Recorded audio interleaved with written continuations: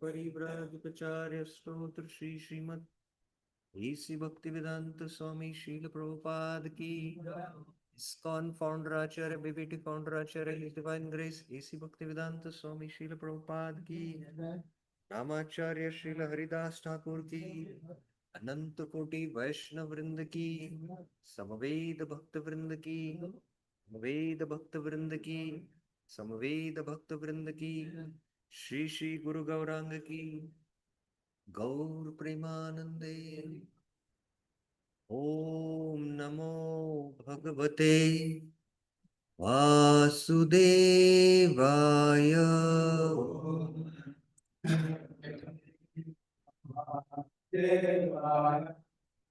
ओम नमो भगवते वासुदेवाय।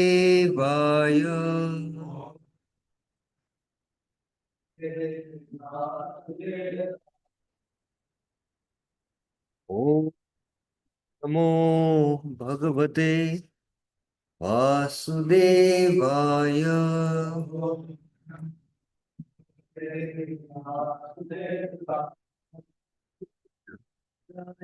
नमस्कृत्य नरं चैव नरोत्तमं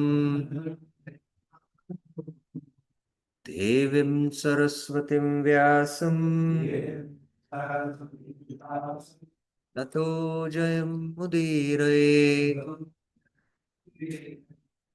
नष्टप्रायेषु भद्रेषु नित्यं भागवत सेवया भगवती उत्तमश्लोके भक्तिर्भवति नैष्टिकी। कृष्णाय वासुदेवाय देवकी नंदनाय च नंदगोपकुमाराय गोविंदाय नमो नमः।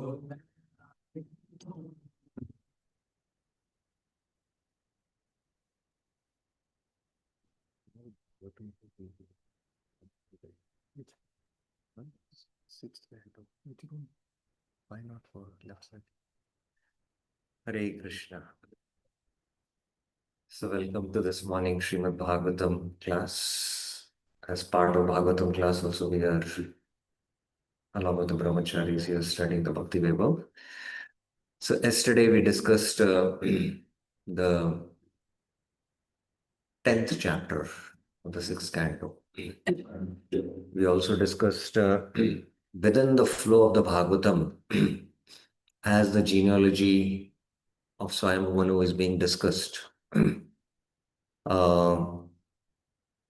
There is within the lineage also great avatars who manifest, So that have been described. And this genealogy of Swayambhu Manu is going to continue till 8th canto, first chapter, till Swayambhu Manu retires. And later on, other Manus are described in brief, and some of the important incarnations who performed wonderful pastimes are discussed in the 8th canto, like the Samudra Manthan Leela, the Vaman Leela, and the Gajendra Moksha. Then the Vaivasvata Manu's lineage is going to be discussed in detail because there Krishna is going to appear. So that's why, if you see, the events in the day of Brahma are being described in the Srimad Bhagavatam. 12 cantos, one day events of Brahma. And that only two lineages are in detail. So we discussed how in the 6th canto, based on the question of Parikshit Maharaj, how people can be saved from hellish life. A history from another universe, the Ajamil Pakyan is discussed. And then the further lineage of the Prachetas where Daksh is born. And there is Twashta who's married to one of the daughters. And in that context, the Vritrasur pastime is being discussed in detail. So in the 10th chapter, we saw how firstly Indra offends his spiritual master Brihaspati, they lose the power, and then Brahma tells you, take the help of Vishwarupa, let him become your priest. And then Vishwarupa, gives them the Narayan Kavach and they regain the power. But Vishwarupa being very equal to everyone, he was offering oblations to even the Asuras. When Indra came to know, he beheaded him. So Twashta became very angry and he performed a yagya to kill Indra. So in the mantra, when he was offering the ahuti, there was, in the intonation, instead of an enemy who will kill Indra, that son who will be born will be killed by Indra, just because of that one intonation. So Vritrasura is born, and seeing Vritrasura's powers, the Suras, the Devatas are again perturbed, so they would this time go to Vishnu. And Vishnu says, go to the Dichi and ask his bones. And don't worry, Vritrasura is my devotee, he will not harm you. You can kill him by. So now, in the 10th chapter, they approach Dadichi. And Dadichi is very pleased. He's smiling to do this service. But then to have discussions on Dharma, he initially refuses. And then those discussions of Dharma, we had an elaborate discussion yesterday. Very important principles of the, beggar and the donor. And then after that, they use the bones of the Dichi and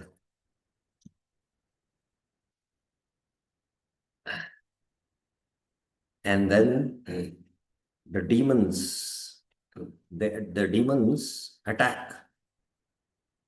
And although they attack the Devatas, because now the Devatas are, having the blessings of Vishnu, all their weapons, are destroyed by the Devatas. All the Astra and the Shastra, and then they start throwing the mountains, the stones, but all are crushed. Seeing this, they become very fearful and they start running away from the battle.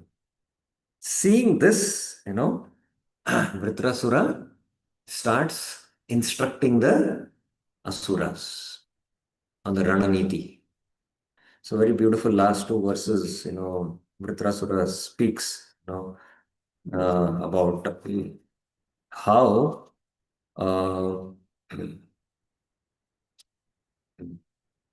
one who is born, he has to die. Jata Simbhuhu Dhruva Eva Sarvata.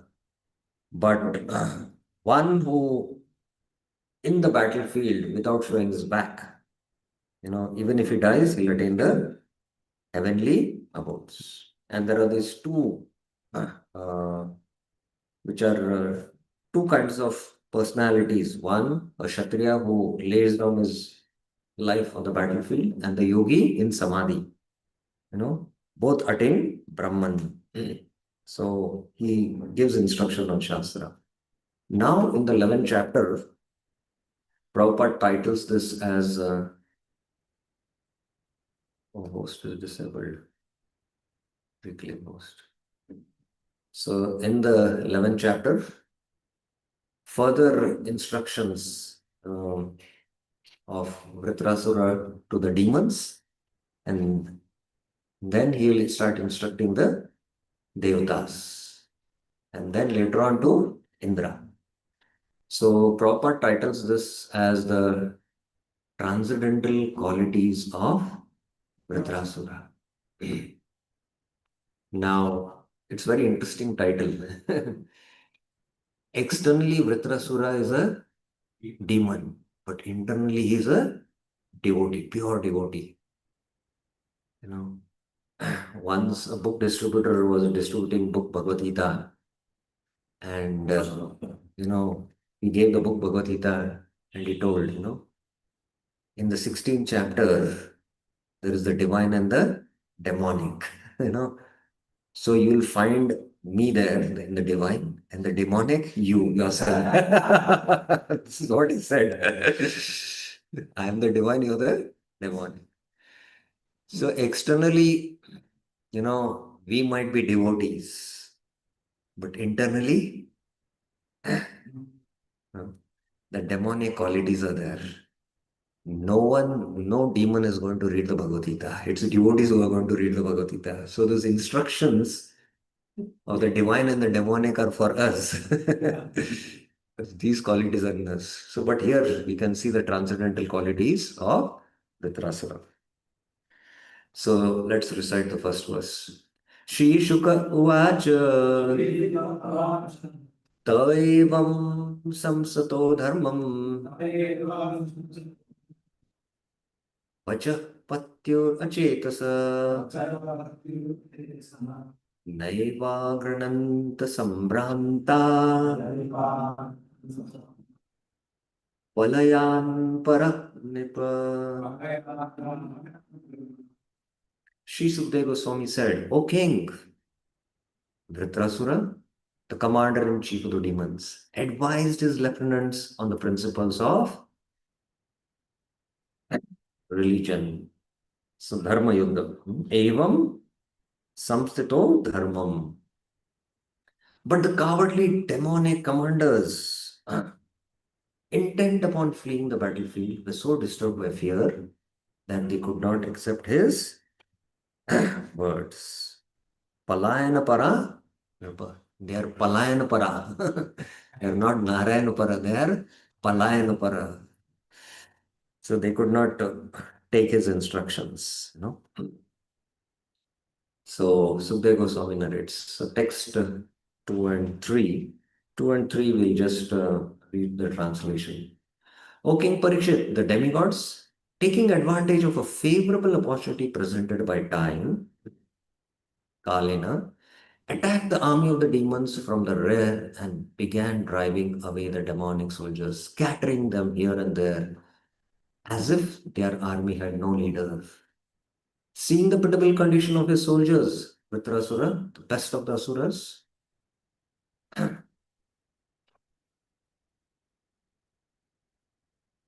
who is called as Indrashatru, the enemy of Indra, was very much aggrieved.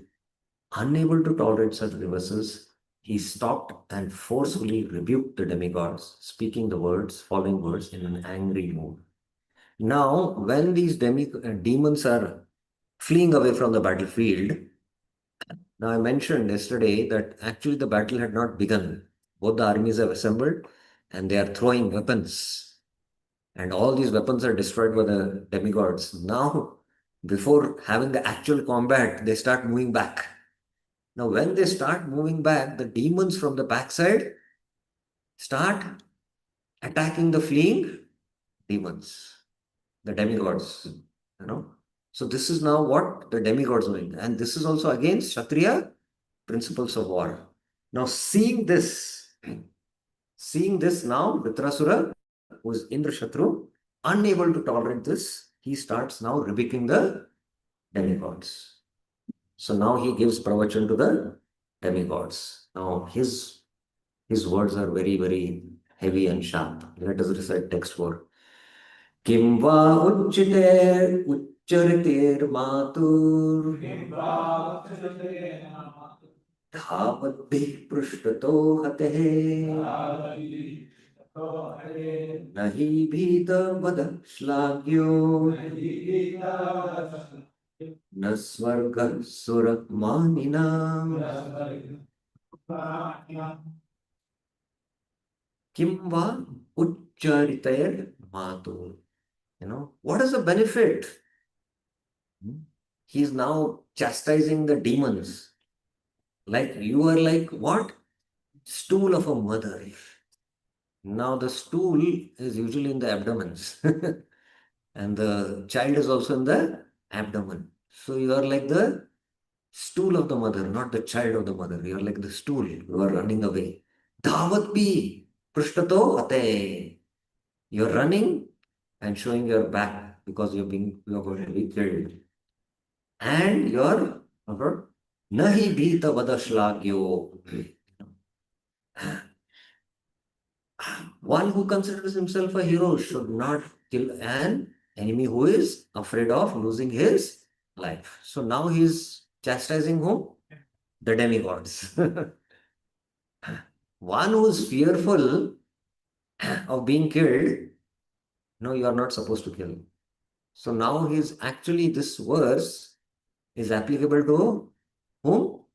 Both the demons and the demigods. Now he's rebuking both.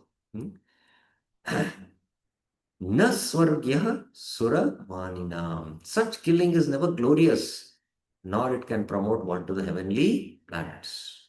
Especially for the demons,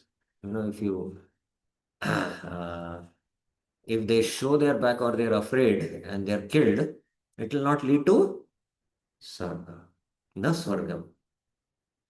And suramaninam, those who are suras, the act of killing somebody who is running away from the battle, that is also not right. So this applies to the demigods. This applies to the demigods. Now Prabhupada mentions in this purport, we'll read the purport. Vritrasura rebuked both the demigods and the demonic soldiers because the demons were running in fear of their lives and the demigods were killing them from behind. The actions of both were abominable. When a fight takes place, the opposing parties must be prepared to fight like heroes. A hero never runs from the field of battle. He always fights face to face, determined to gain victory or lay down his life in the fight. That is heroic, Suramanina. Killing an enemy from behind is also inglorious for the Devatas. When an enemy turns his back and runs in fear of his life, he should not be. This is the etiquette of military science. Vritrasura insulted the demonic soldiers by comparing them to the stool of their mothers. Very heavy, huh? Both stool and a cowardly son come from the abdomen of the mother. So the stool is compared to a cowardly son. And Vritrasura said that there is no difference between them. A similar comparison is given by Tulsidas, who commented that a son and urine are both come from the same channel. In other words, semen and urine both come from the genitals, but semen produces a child, whereas urine produces nothing. Therefore, if the child is neither a hero nor a devotee, he is not a son but a urine. So, either you have to be a hero or you have to be a devotee. Otherwise, you are as good as urine. Very heavy statement. That means, you should be either a Brahmana or a Kshatriya. These two classes are, Brahmana are called as Brahma Rishi and Kshatriyas are called as Raj Rishi. Vaishyas are not called as any rishis. So, Then Prabhupada quotes Chanakya Pandit. Ko artha putrena jatena yo na vidvan na dharmikah kanena chakshusha kim va chakshu pideva kevalam. What is the use of a son who is neither glorious or devoted? Ko artha putrena jatena na vidvan na dharmika. Such a son is like a blind eye. Kanena chakshusha kim va, which simply gives pain but cannot help one see. Chakshu pideva kevalam. So very, uh, very nice instruction from the Chanakya Niti. Chanakya Niti is no pragmatic. Pragmatic means to deal in this world. Very practical science. It's a very to live in this world, you need to be practical. This, so practical instructions he gives, which are also moral instructions. Okay. Text 5. यदि यदि वे प्रधाने श्रद्धा सारं वा शुल्लकारिधि अग्रे तिष्ठत मात्रं मे न चेत् ग्राम्य सुखे स्पृहा. So seeing this scene now, Vritrasura speaks very heavy to the Devtas. Yadi Vah Pradhani, that in this battle, if you have Shraddha, faith, and Saram Va Shullakaya Ridhi, if you have what? Shullaka Ridhi, you have insignificant heart or small hearted. If you have saram, if you have patience, and if you have the determination, Prabhupada says here patience, Vishwanath Thakur says determination. If you have the determination, agre tishtata matram, just for a moment come in front of me. Na chet gramya sukha spruha. But if you don't have the desire for what? Sense gratification. That means if you want, why do you maintain this body? For sense gratification. And if you have that, if you don't have this desire for sense gratification, then come in front of me, even for a moment. And if you come in front of me, what I'll do? I will kill you. I'll kill you all.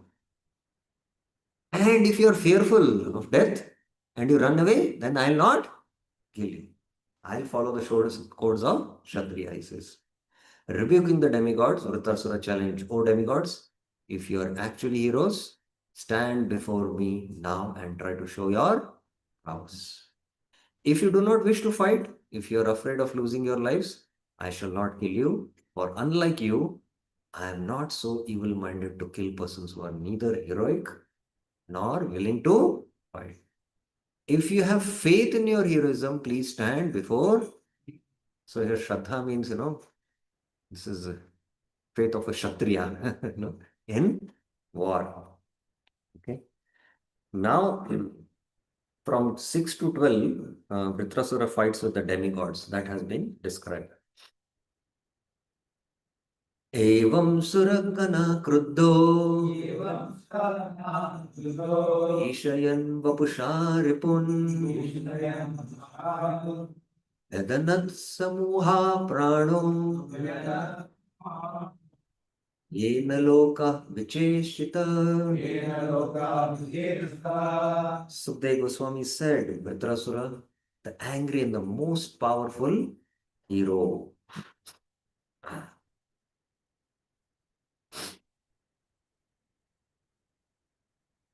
Mahaprana, the most powerful Vritrasura. Mahaprana. Vritrasura, the most powerful hero, terrified the demigods. Bhishayan Vapushara, Ripun, with his stout and strongly built body. when he roared with a resounding voice, nearly all living entities fainted. So just by his roar, what happened? Living entities fainted. Text 7. तेन देवगणा सर्वे पितृविस्फोटनेन वै निपेतोर्मूर्छिता भूमौ यथा वेशेनैना हता. When all the demigods heard Vritrasu's tumultuous roar, which resembled that of a lion, they fainted and fell to the ground as if struck by thunderbolts. Now, Vishwanath Thakur mentions that, his sound, tumultuous sound, was just his hand, clapping on the thigh. And this sound was so terrifying that the demigods fainted and fell on the ground. Now, one of the sannyasis who had gone to South Africa, in South Africa, there is a jungle tribe people, and they have their kings there. You know that, right? So, uh, one of the sannyasis was narrating, this is a true incident, that these tribes who live in this forest and they have their king, they also are trained in military art. They're trained in their warfare. And after the training is over, there is a test. And what is the test? The test is that they have to go in the forest and they have to capture a lion with no weapons. This is a test. And this is a true incident. When 10 of these soldiers who were trained, they went in the forest and then they garroted a lion. And when the lion just saw this, he turned its face and just roared. And just hearing the roar, few of them fainted and fell. That is the roar of a lion. Now you can imagine Vritrasura, how powerful he is. Just by his hand clapping on the thigh. That sound was so tumultuous, that all the devatas fainted and collapsed. So in the Bhagavad Gita also, in the first chapter, whose roar is mentioned? Huh? Kapitvaja, no. Hmm? Simmanadam. The roar of Bhishma is Bhishma. Now Bhishma had, not a human voice. He had a voice of a lion. When he spoke, he roared, actually. And then when he played his shank also, that shank also roared. So there was double effect. His voice, which was roaring like a lion, and then the sound of the conch shell. So there is a double effect. Simmanadam, So similarly, Vritrasura's roar, everyone fainted. Okay. Text 8, I'll just read the translation. As the demigods closed their eyes in fear, Vritrasura, taking up his trident and making the earth tremble, with his great strength, trampled the demigods beneath his feet on the battlefield, the way a mad elephant tramples hollow bamboos in the forest. So here the comparison is given of just like there are hollow bamboos, and if somebody is very, muscular and very strong, just by his walk, he can trample the bamboos. So similarly, Vritrasura,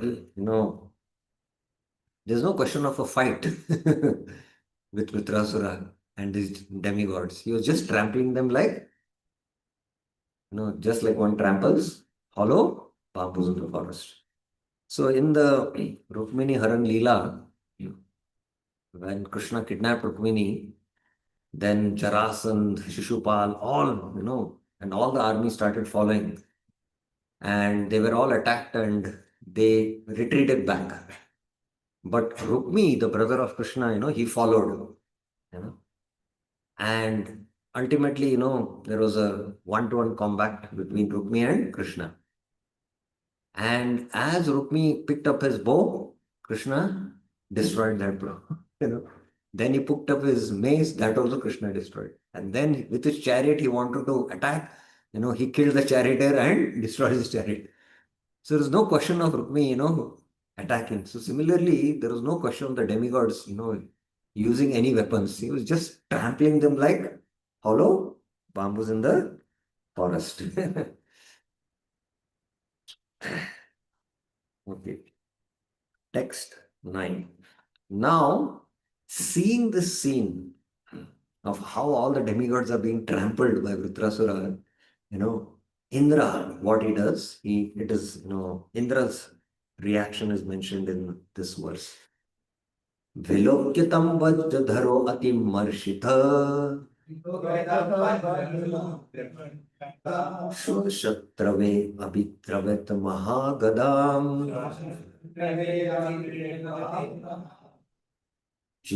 Sheptam apatitim sudussaham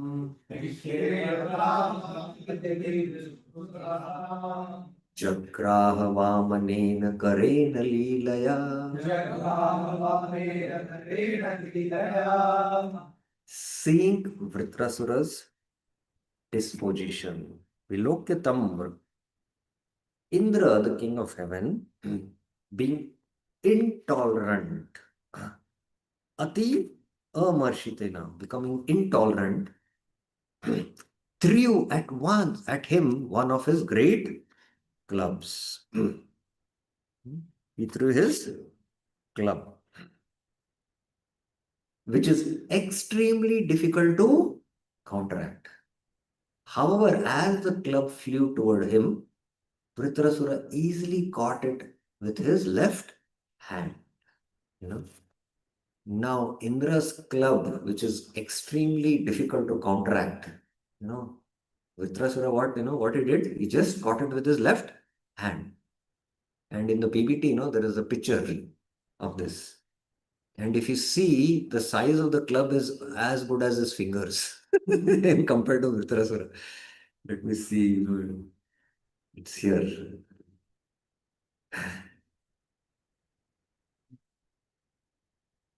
Yeah, I've kept it, So you can see here, you can see the size of the club here. Small needle, and he's just holding in his nails. See the size of Vritrasura compared to the club, He just held it with his left hand. And all the devatas are trampled there, So you can imagine what kind of a war must be. So now, holding now this club, what, Vritrasura does is explained in the text 10. Sa Indra Shatra Kupito Brisham Tvaya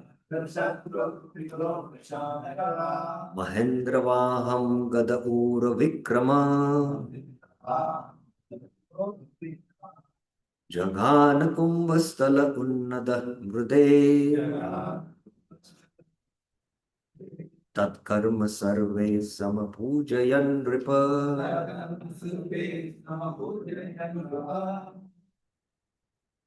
O King Parishit, powerful Vritrasura, the enemy of Indra, Indra Shatru, Sir Indra Shatru, angrily struck the head of Indra's elephant with that club. He used that same club and struck, Airavat, making a tumultuous sound on the battlefield.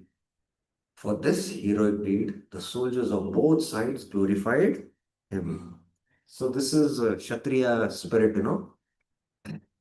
Even some heroic act is performed by the enemy will still glorify. Of course, the others, their own side will also glorify, but even the enemies will glorified. Text 13. Struck by the club of Vritrasura, Airavato vat vrita kada abhimarshito, like a mountain struck by a thunderbolt. Adri kula sahito yatha. The elephant Airavata, feeling great pain and spitting blood from its broken mouth, was pushed back 14 yards. In great distress, the elephant fell with Indra on its back. So 14 yards, and Indra was on the back. Both together fell there. Text 12.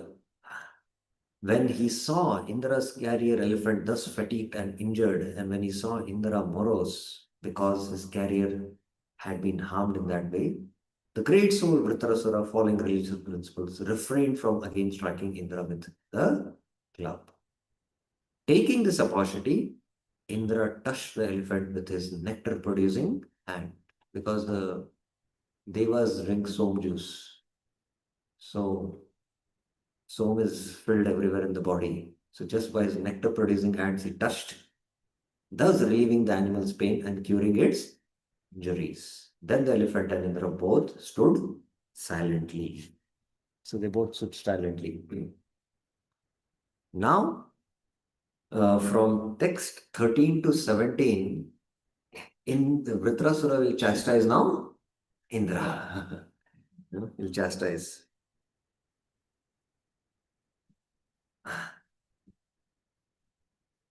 Somebody can recite text 13. Recite the verse. Satam Vipendravah Kamyaya Rikum Vajrayudam Bhatanam Vilokya Maram Jagat Karmana Samsha Mamamha Shokena Mohena Sanjagada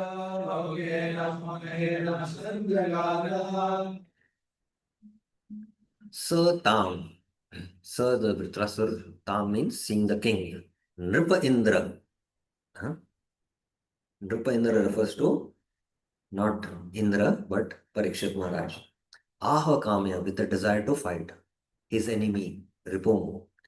Vajrayudam, whose weapon was the thunderbolt made of the bones of Dadiji. Vritrasur saw Indrana as what? Bhratrahanam, the killer of his brother. Seeing that Vilokya, he remembered Smaran, Tat Karma, the activities, Nil Shamsan, cruel. That was a cruel activity. And it is Amba. Amba means, sin. That is what sin is. Uh, with lamentation, Shokena, Mohana, bewilderment, he started laughing and he spoke. So he spoke to now Indra. O king, when the great hero Vritrasura saw Indra, his enemy, the killer of his brother, Bhratrahan, standing before him with a thunderbolt in his hand. Now, already the club is lost. His weapon is now the thunderbolt, which is made of Dajishi's moon. It is there in his hand. Vritrasura remembered how Indra had cruelly killed his brother. That memory came back. How is Vritrasura, Vishwarup's brother? Prashta, because he came from the sacrifice. In that sense, he is his elder brother. He's younger. Thinking of Indra's sinful activities, he became mad with lamentation and forgetfulness. Laughing sarcastically, he spoke. So now he'll start speaking.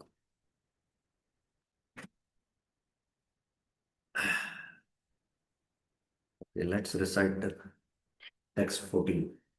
श्रीवृत्तवाच तिष्ठ्य भवान् मे समवस्थितो रिपुर् यो ब्रह्मः गुरुः भ्रातरः च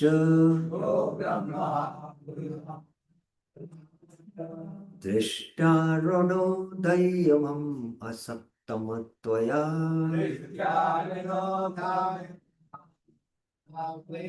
मच्छूलनिर्भिन्न दृढार्चिदा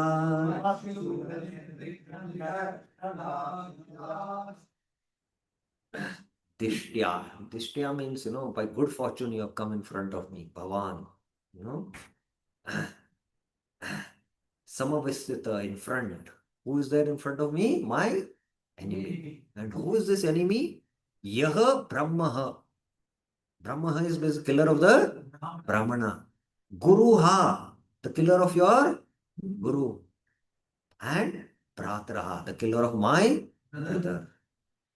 Drishtya, by good fortune,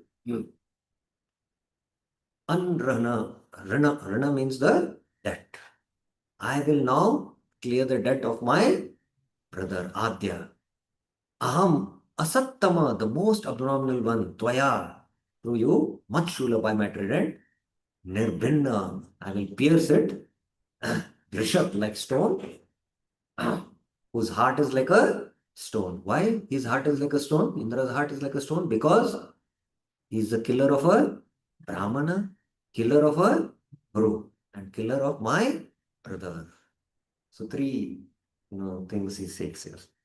So here, I'll conclude this discussion on a very important principle. Vritrasura says, that I will become freed from my debt to my brother. Now, Vritrasura is a pure devotee. And being a pure devotee, he has no debts. Which is the verse which Bhagavatam speaks about it?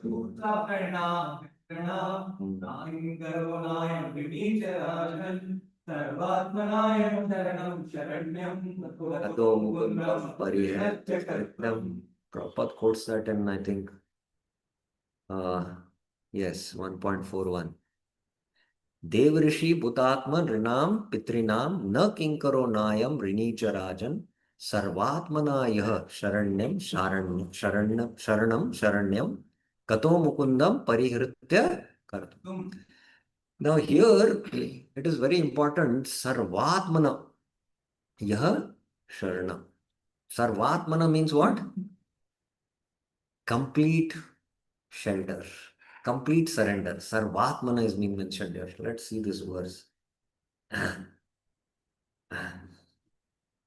On his whole being. Yah Sharanam Sharanyam. That means he is on the platform of what? Sarva Dharman Parityaji. For him, there is no debt. For Deva, Rishis, Bhuta, Apta, and Pitrinam. So there is no debt. Yes. Now, although Vritrasura is at this level, because he is a pure devotee, but yet he feels obliged that, I should clear the debt of my brother by killing him. Now, another very important principle for devotees to know is there can be two attitudes. One who is a pure devotee, although he is pure and he has no debts, yet he does it, of the debts, for this, to set an example. And there can be another pure devotee whose attitude might be like Madhavendra Puri. What does Madhavendra Puri say? Sandhya Vandanam Tubhyam. Sandhya Vandanam he say. Even for the Gayatri chanting Sandhya Vandanam, he says, I am offering my obeisances. Where does Prabhupada quote that? Second chapter, verse 51.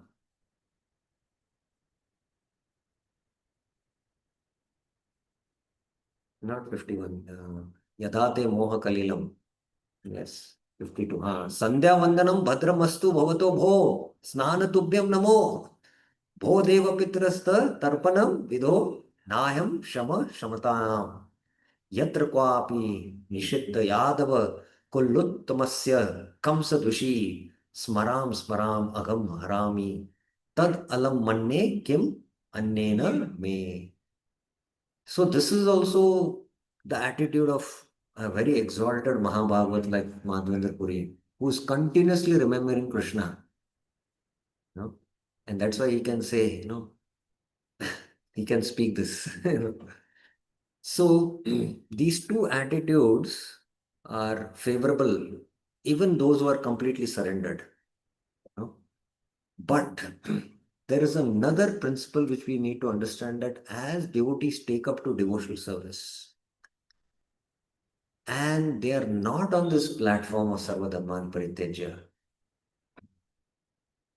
they in their consciousness feel that obligation, and that obligation pushes them. The sense of obligation is there, they feel. And it is better to do that in a Vaishnava way. Like I'm giving an example, somebody might take up to Krishna consciousness before he must be worshipping some demigod, you know.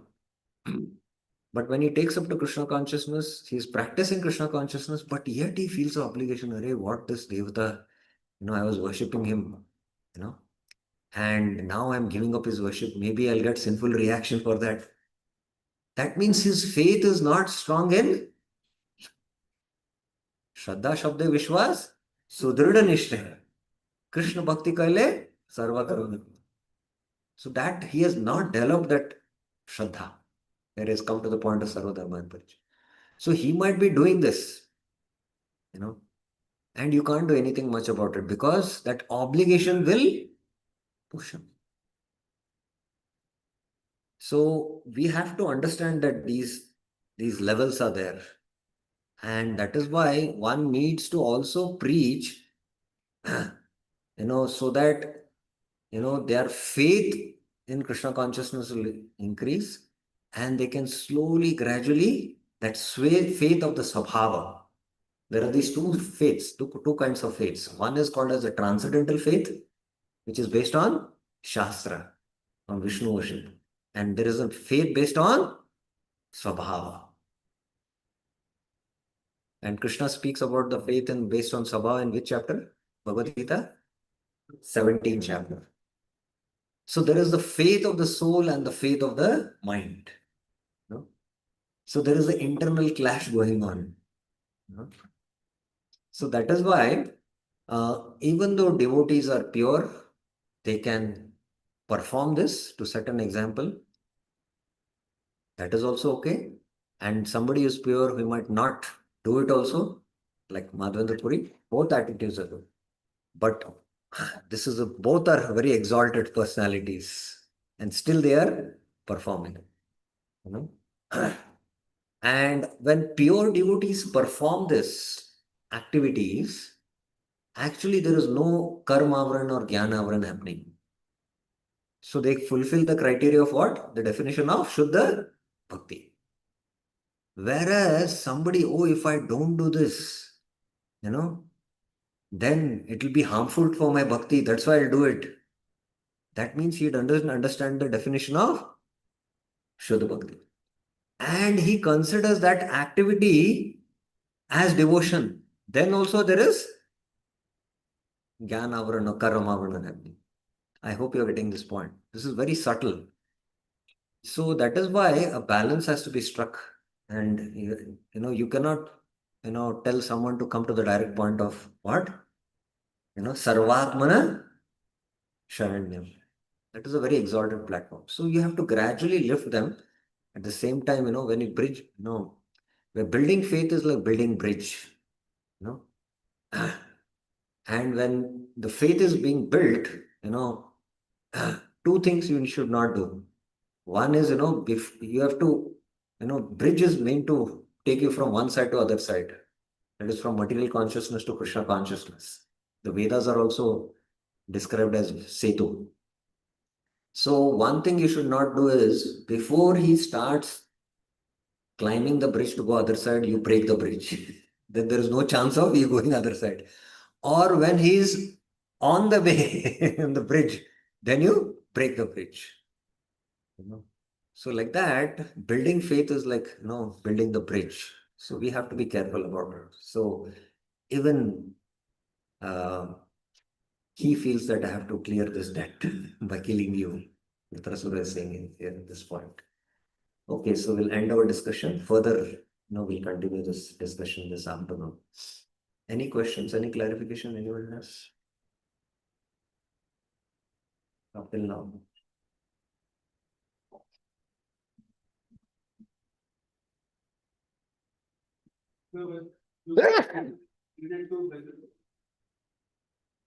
Related to? Related to the Bhagavatam class, today's class. Yes. Raj Vichai Achut Prabhuji. Hare Krishna. Guruji, when this verse, what we read just now, Devarshi Bhuta Drinam Drinam.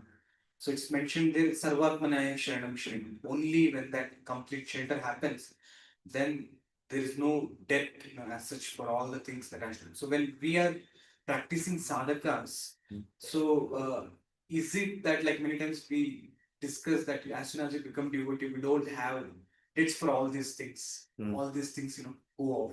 So is it a gradual process that happens where the person, starts feeling that he doesn't have debt for all of those devarship, Buddha, or is it like just at one point of time, so when he becomes pure devotee, is that like then he doesn't have to do, or is it the vice versa? Just when a person just practices sadhana bhakti, also he doesn't have to go through all the debts that's to do. Yeah, it's a good, very important point you brought on. So basically, we have horizontal relationships and the vertical relationship. Our vertical relationship is with Krishna. That's the relationship of the soul with the Supreme Soul. This is eternal. The horizontal relationships are the relationships which are connected to the body. When the body is there, our family, relatives, and then whoever is helping us to maintain, the devatas. Right?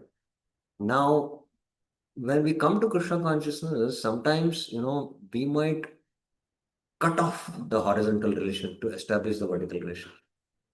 But when, because of fanatism, we are not situated on the transcendental platform, and, fanatically array, you're all Maya, sometimes students preach to their parents that, you're all Maya, I'm not this body. Who is my father? Krishna is my father, Krishna is my mother. But where you have established that relationship, you're not just taken up to that relation. So a balance has to be struck. A balance has to be struck. Otherwise, too much fanatism will not help, That is actually, it is what it is called. It is anti-preaching, Instead of, making them favorable towards Krishna consciousness, they become unfavorable to Krishna consciousness. So it happens because of lack of maturity. So that is why you have to be under the, under the guidance of the superiors and act accordingly. So that is very important. At the same time, we need to cut it because we have to solidly establish the vertical relationship. So we might temporarily cut off, but in the long run, once we are steadily established, then we need to also take care of them. So many devotees, when after they have certainly, they might have cut the relationship initially in order to establish the vertical relationship. They later on, as they are matured, they take care of, because they understand at a higher principle that even parents are part and parcel of Krishna. They also try to establish their vertical relationship with Krishna. So like that, matured way it has to be done. But abruptly trying to cut it. At the same time, another aspect is that artificially you just cut it and you have not established, but still the obligation will remain because the Swabhava conditioning is there and you are not on the transcendental platform. At the same time, too much, catering to the horizontal relationships, you will get affected. you will get affected. And you might, you might forget the vertical connection and then get caught up in this. And that is why you have to be a little careful. So that we have to do under superior guidance. There are classic examples of great devotees who cut their horizontal relation to establish the vertical relationship. There are many examples. Ramanacharya cut his relationship with his wife, took sannyas, right?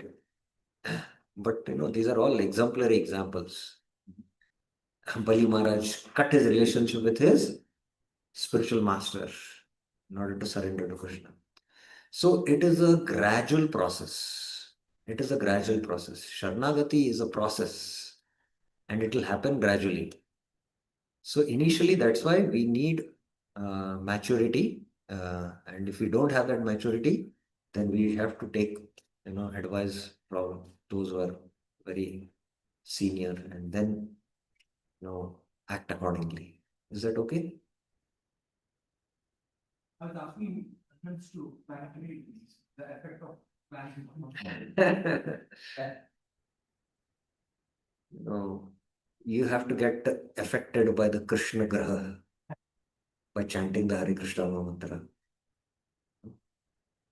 So don't get, the real, as in the Avadut Gita, the Avadut Brahmana says what? Nah, it is not the planetary, is not my relatives, nor these people who are, but it is my own mind. So you have to be convinced. And even when there's too much of the Daiva factor you go into it, that can shake your faith until you're not solidly situated. So that's why you have to be very careful about it. And I know many cases, personally, my own experiences there with many cases who have got drifted because of astrology. There is one book now written, How to Mess Up Your Life with Astrology. It's written by a devotee. How to mess up your life with astrology. So it can be used. It is a tool, and tool has to be used. But the tool starts using us and affecting us. Then you have to be careful. So that can shake your faith, and that's why you have to be very careful about it. Okay. That the situation like Vritasura is facing the demigods and demigods are facing. So lot of heavy arguments and heavy feelings are going on.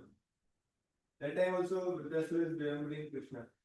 But in our life, we then everything is fine, peaceful, then only I will do divorce. It's like that some feeling comes.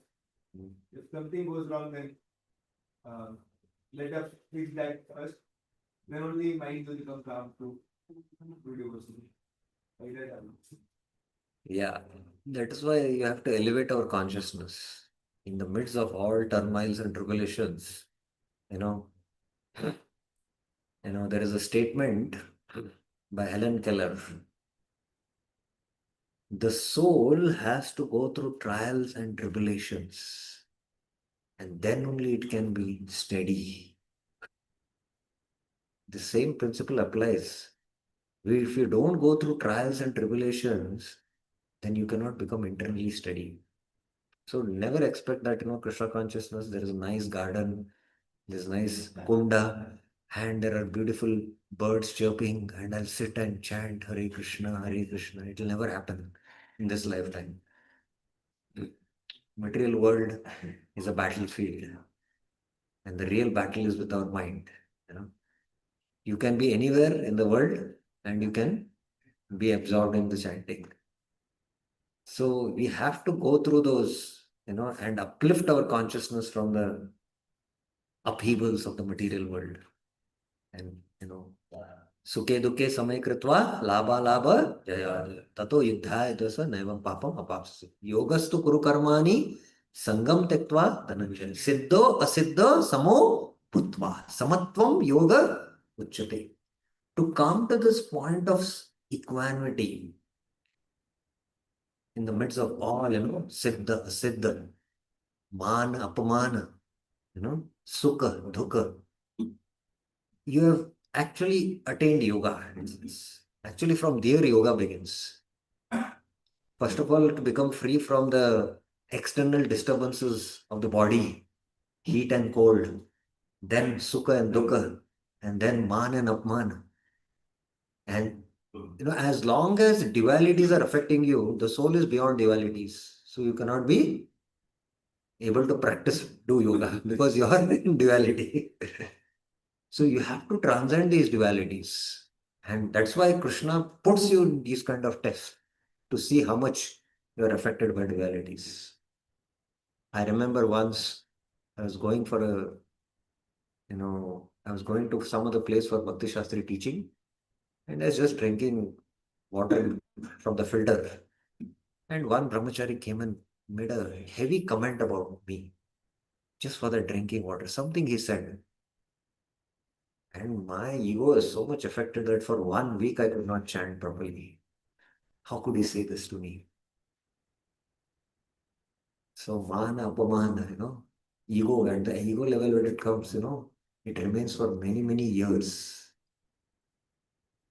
So for 1 week I was affected, could not chant properly.